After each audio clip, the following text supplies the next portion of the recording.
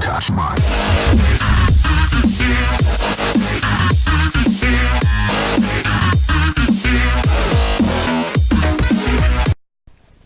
What is up, YouTube? It's your boy Ultz here, and today we're back for another video. And today video is another train video. This is the second train review we've done today. For today, we've covered over the Alco Mogul, which is basically this thing right here. This is the broken one that needs to get repaired because the plugs came out. GS4, I did a review on that, so make sure to go watch that. Sound decoder right here. If I can figure out where that purple wire is supposed to go back into, we'll have sound for this GS4. I still gotta open up the tender, see what's in it, see what I can do. But away from that, I'm gonna grab this. But yeah, I gotta open that up, see what I can do, and then we'll see what I have to work with. But first, I gotta get the 4-pin plug fixed, because Bachman, when they repaired it, they said it was working, but when I got it, it was shipped broken. So they shipped it broken. They sadly shipped the 4-pin. They shipped it broken with they shipped it with the shell broken, because some of the stairs are gone. The handrail is falling off on the front, and then the stairs broke off. So they shipped it broken, and then they shipped the 4-pin plug that came out. Because I was so happy when it came out and came back in, so I can haul some heavy trains in my layout. But oh well, gotta get repaired again. At least I have another 8 drive wheel locomotive. So this is what we're covering today. Is a Bachman DCC Baldwin Consolidation class. This is a Western Pacific number 35. It's built by Baldwin, and we're about to review it. But sadly, they didn't have a 7630 version, so I got this one. This is my first Western Pacific engine, and that's my first Southern Pacific, my first Southern, and I have a New York Central, and then I have 2 Santa Fe's. So yeah. So anyway, let's get on with the review of this beautiful locomotive. And yeah, I'm just gonna do this in one frame just cause why not. Now let me get my display track so I can review this thing, and I have my camera on the charger because the thing died and I'm determined to make this video. So anyway, since I don't have a pointer, I'm gonna get a paper clip. Wait, yeah, so you know what, nah, I'm just gonna use a screwdriver. So anyway, what you got so far, you got easy mate knuckle couplers. Obviously this is HO scale, letting you know that the best scale out there. So this is Bachman's easy mate knuckle couplers. You got a step, you got some steps here, you got a foot plate here, you got a little plow here, you got your coupler cut bar that flips up and down, you've got your stairs going up here, you got your grab iron that looks like a smiley face, your marker lights which do not operate, which basically makes the front look like a face. You got your headlight with a golden headlight, number 35 number boards, number plate on the front, and number boards on the side of the headlight that say 35. You got a builder's plate that is legible under magnification, which I think it says Baldwin Locomotive Works from what I remember. Got your smokestack, you got your bell, this does not swing sadly, and then you got your drivers. This is all Walsh's valve gear. You got your Baldwin drivers with Walsh's valve gear. You got your injector right here. This is what this is. So this is an injector. I know what these are, and it's on the GS4 as well, right here. Don't know if you can see it because it's a person play. But this is your injector. The fireman side will have the injector. So anytime you see one of these things, that's the injector. I'm pretty sure that's what that is. But then you got some piping here. Also, I did forget to show you, there is a brake pipe on the front of the locomotive. Don't know if you can see it, but on mine, there is a brake pipe going down to the coupler and down to the plow. So there's a brake pipe there too, and there's a brake pipe on the coupler, which is what, whenever you buy a coupler, and if it's not a scale train's coupler, it'll have these hoses on it, which are supposed to resemblance the brake pipe.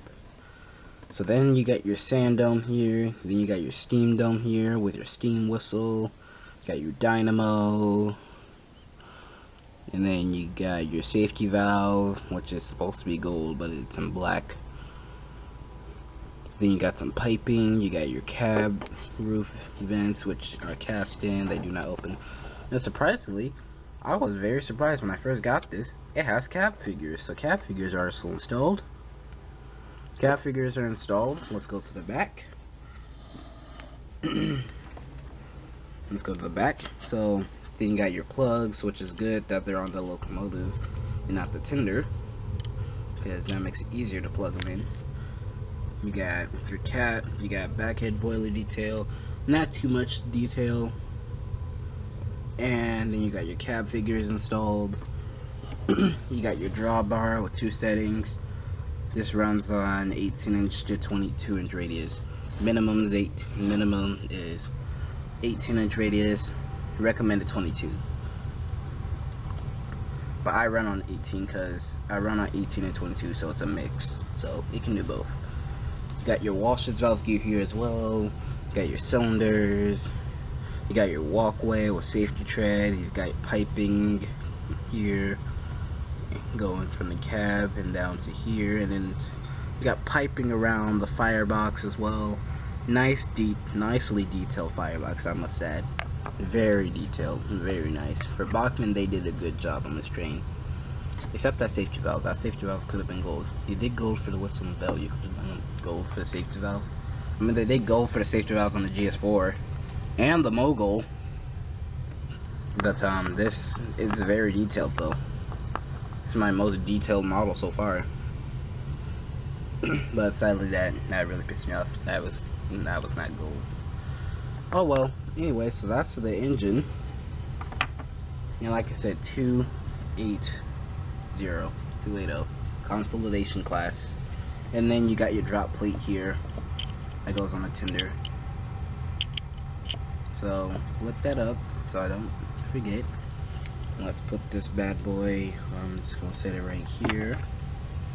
Now let's get the tender. So what's good about this train as well, I like white walled wheels in my locomotives. No matter what locomotive it is, even if it's a diesel, I still like white walled wheels, because on steam locomotives especially, they make them look grand. They make them look very, very new and very grand. So white walled wheels are also on the engine, same for on the tender. I have 2 locomotives with white walled wheels, and that is this and the GS Ford. So anyway, now we got the tender. So let's look at the front. No, there's not a whole bunch of front detailing on the tender. What you do get is pretty decent. Get your plugs, what's supposed to represent the water pipe that connects to the engine and tender. You got your drawbar peg that connects to the drawbar. You got the steps. You got grab irons here. Where's my screwdriver? Got a wooden wall that prevents the coal from spilling out too far. But sadly, there's no coal spilling out, which would have made it a little more realistic. Coal load, which makes the string stronger in real life, because coal produces which produces a higher PSI, a better PSI rate, better tractive effort, and keeps more heat in the boiler than with oil. Because oil is good for the environment. Depending on what area you're in, oil is good for the environment. But if you're gonna be dealing with heavy freight, or you're dealing with heavy train spirit, you want coal. Coal is better anyway, but the only bad thing is that it's hard to find and it's rare and it's not good for the environment. So anyway, it's good. Both are good, but coal is only better for heavy trains, and oil is better for the environment. So anyway, you got your white welt wheels, you got detailing on the trucks, your coal load, you got your water hatch, you got your ladder here, number 35 there, 8,000 gallons, Western Pacific on the side, rivets everywhere, You got your easy make coupler, you got your ladders, tender steps, and yeah. And then this, sadly, I did try to put sound in it, but didn't want to work, so oh well, that's fine. But this is a good train. Now we got to put this back together, and yeah, and then we're gonna go run this bad boy. So I will see you guys in like a minute. Alright, so we're back with at the layout.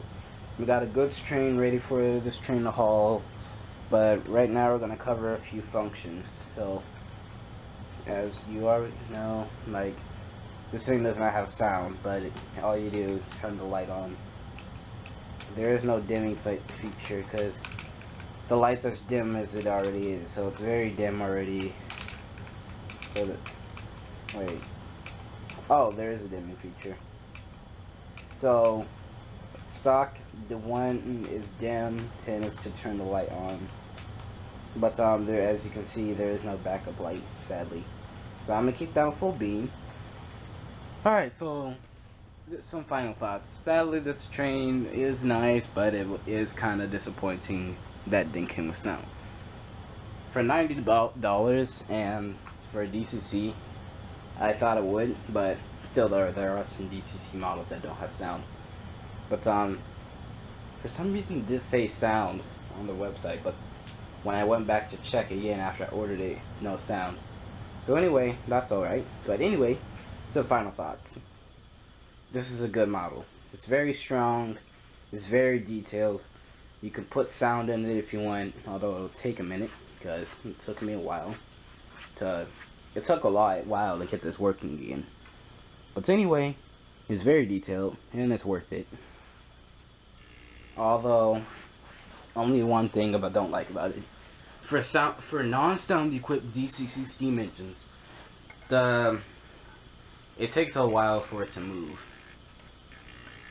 Cause right now, I turn the controller. It takes so long for it to for the motor to get a grip onto the drive gear that attaches to the wheel. So it takes it a minute to touch that drive wheel and make it move. See, there it goes now. It's moving now, but it does take a minute. It takes some weight, which is kind of unacceptable, but it does put out a very good speed and strength, as you expected for an 8 drive wheel steam engine. So anyway, get this thing before it goes off sale. It's $90 right now currently at Train World. So yeah, if you live in the South, it shouldn't take you that long. I live in Georgia, so it didn't take that long for it to ship from New York. But in California, it might take me a while. But anyway, this is a good model. Hope you enjoyed. I'll see you in the next video. Peace out, and let's try to hit 100 subscribers by the end of today. I really want to. I have 98 subscribers. Thank you all so much for helping me. And thank you all for watching my videos. I really appreciate it. The support is really good. I really appreciate you guys. So I'll see you guys in the next video. The next video is probably most likely going to be about FORTNITE. Because GTA, you already know, I've been playing GTA for years. I've been playing GTA ever since it came out. It's getting boring now.